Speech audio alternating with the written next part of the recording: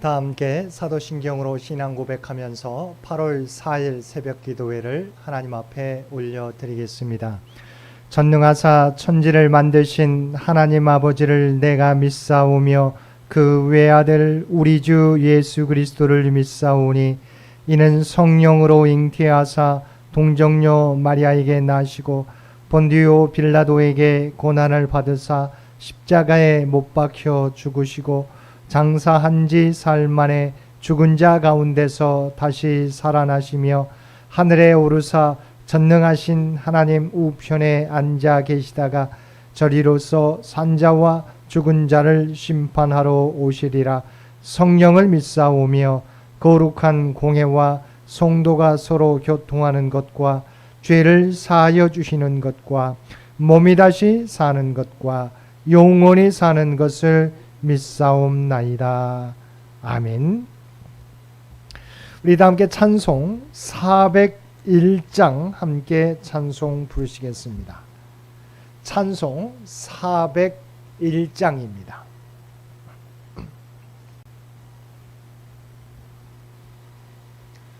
주의 곁에 있을 때 마음이 든든하오니 주여 내가 살 동안 인도하여 주소서.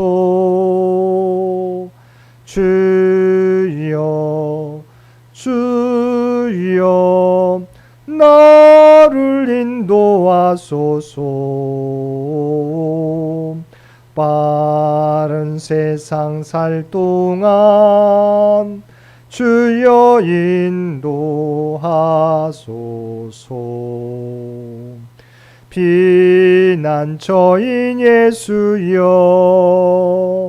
세상 물결엄할 때 크신 은혜 베푸사 나를 숨겨주소서.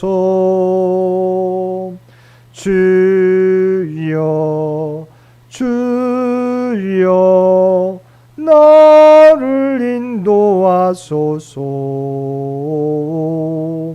빠른 세상 살 동안 주여 인도하소서.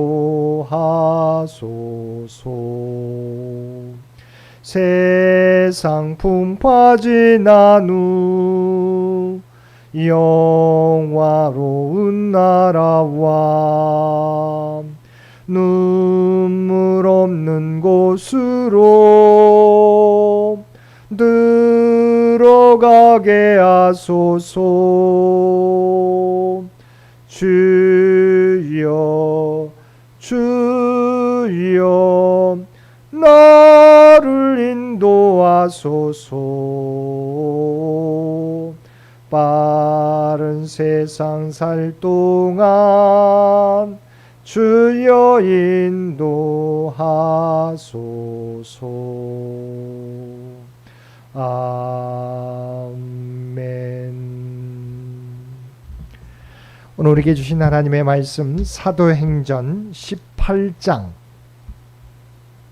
9절에서 17절까지 말씀입니다.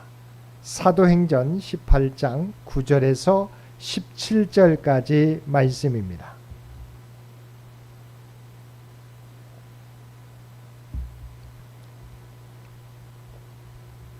우리 주신 말씀 9절에서 17절까지 우리 한 절씩 교독합니다. 밤에 주께서 환상 가운데 바울에게 말씀하시되 두려워하지 말며 침묵하지 말고 말하라.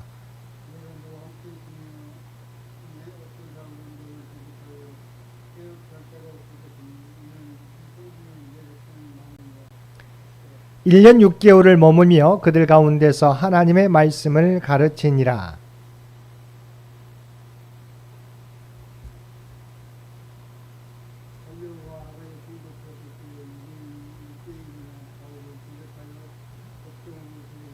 말하되 이 사람이 율법을 어기면서 하나님을 경외하라고 사람들을 권한다 하거늘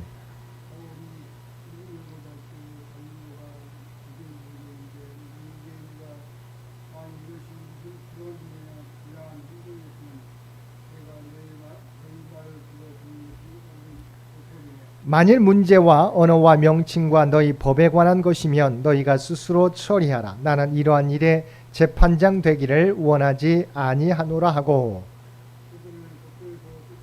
함께 읽겠습니다. 모든 사람이 회당장 소스데네를 잡아 법정에서 때리매 갈리오가 이 일을 상관하지 아니하니라. 아멘. 오늘도 새벽을 깨우고 말씀과 기도로 금요일 하루를 시작하는 우리 모든 성도들 가운데 하나님의 놀라운 은혜가 언제나 함께하여 주시기를 주님의 이름으로 간절히 축원드립니다. 오늘 본문은 주님이 환상 가운데 나타나 바울을 격려해 주시는 내용과 1년 6개월간의 고린도 사역, 그리고 유대인들의 고소를 당하나 풀려나는 내용을 담고 있습니다. 어제 말씀에서 살펴보았던 것처럼 고린도에서 바울은 많은 이의 동역과 조력을 통해 열매를 많이 맺게 되었습니다. 그러나 그는 또다시 맞이하게 될 반대와 박해를 두려워하고 있었습니다. 그런데 이때 주님께서 환상 가운데 바울에게 찾아오셔서 바울을 격려해 주신 것입니다. 한밤중에 예수님이 환상 중에 바울에게 나타나 두려워하지 말며 침묵하지 말고 말하라고 말씀해 주신 것입니다. 뿐만 아니라 내가 너와 함께 있음에 어떤 사람도 너를 대적하여 해롭게 할 자가 없을 것이니 이는 이 성중에 내 백성이 많음이라고 바울을 위로하고 격려해 주셨습니다.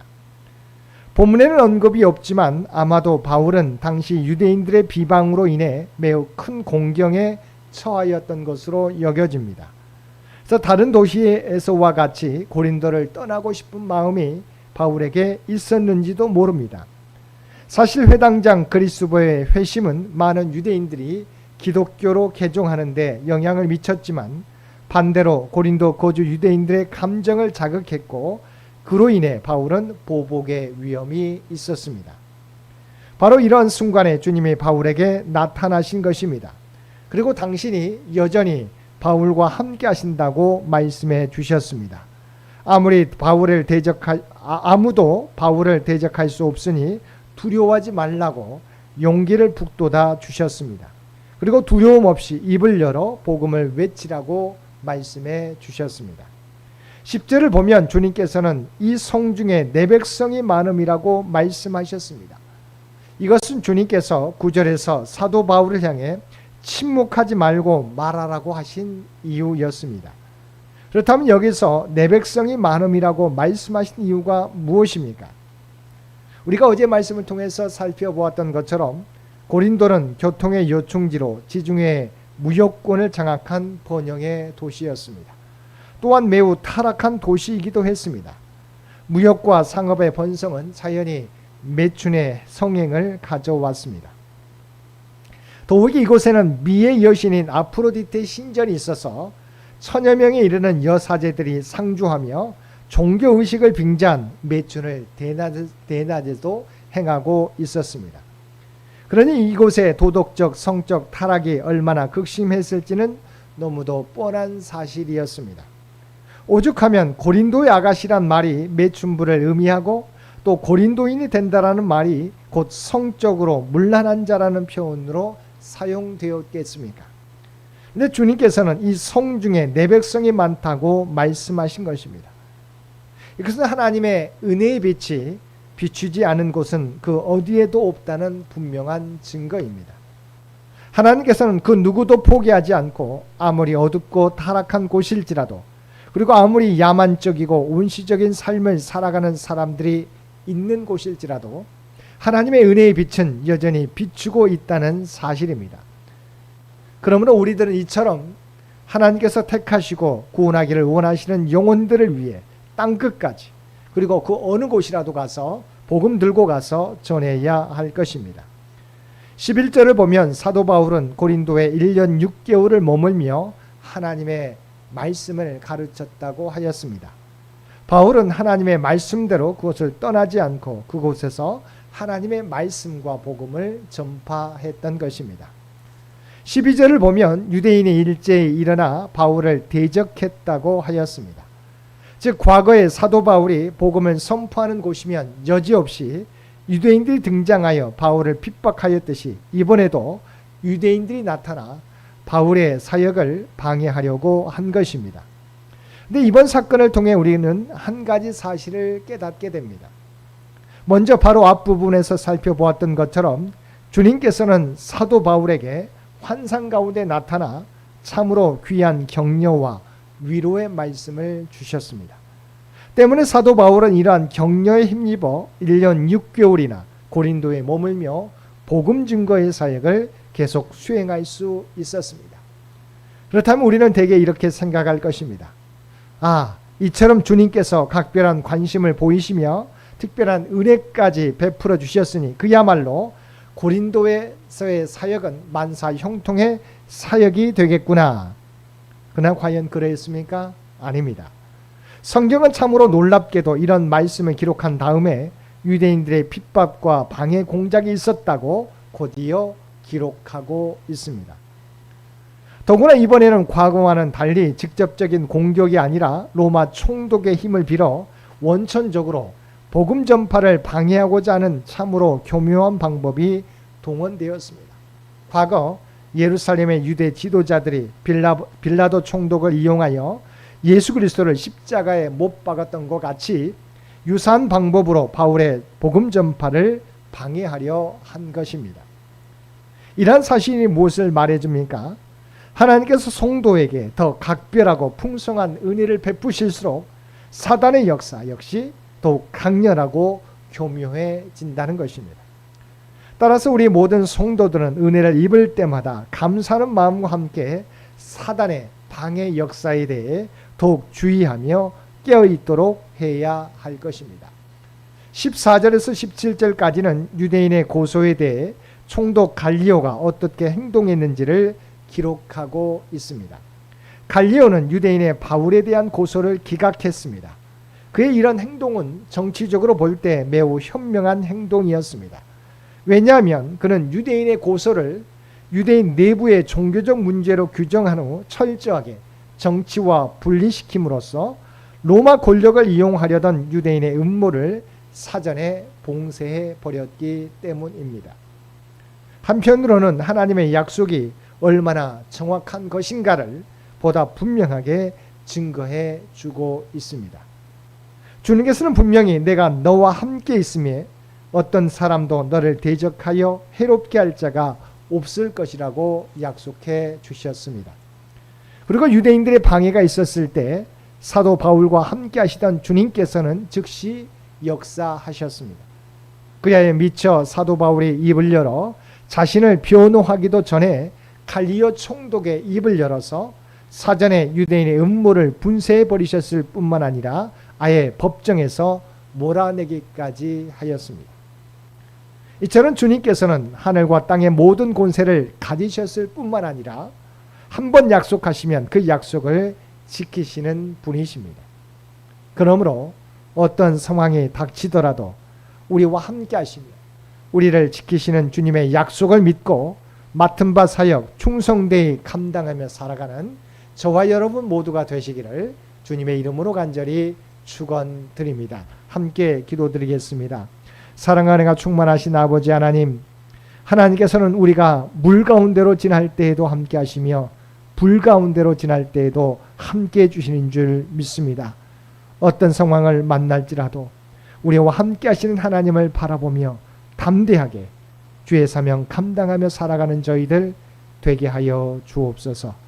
또한 하나님의 은혜가 있는 곳에 사단의 공격도 함께 있다는 사실을 깨닫고 늘 깨어있어 사단의 공격을 온전히 물리칠 수 있는 우리 모두가 되게 하여 주옵소서. 특별히 이 나라 이 민족 가운데 함께하여 주옵소서.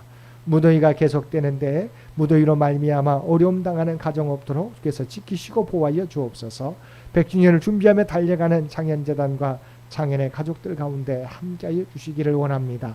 한마음 한뜻으로 주의 몸된 교회를 섬기게 될 때 하나님의 계획하신 뜻을 이루고도 나무 믿게 하여 주옵소서. 다음 선교 100년을 준비해 가는데 부족함이 없게 하여 주옵소서. 특별히 시험을 준비하는 사랑하는 자녀들에게 하나님의 지혜와 능력과 담대함을 허락하여 주시어서 마지막까지 최선을 다함으로 하나님의 영광을 나타내게 하여 주옵소서.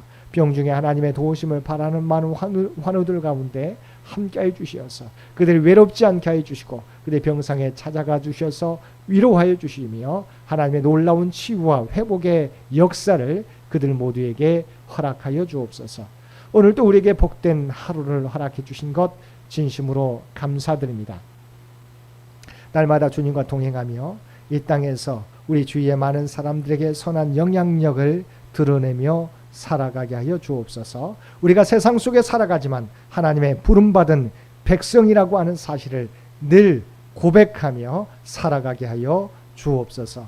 이제는 우리 주 예수 그리스도의 은혜와 아버지 하나님의 극진하신 사랑하심과 성령님의 세상 끝날까지 우리와 함께 하시며 동행하시는 놀라운 교통의 역사가 오늘 주신 말씀을 따라 어떤 사단의 방해 공작에 있더라도 주께서 우리와 함께 하심을 믿고 담대하게 주의 복음을 또한 주의 사랑을 세상 가운데 널리 전하며 살아가겠노라고 결단하며 세상 가운데 나아가는 사랑 주의 백성들과 그의 가정과 산업의 터전 위에 이제로부터 영원토록 함께 해주시기를 우리 주 예수님의 이름으로 간절히 축원하옵나이다.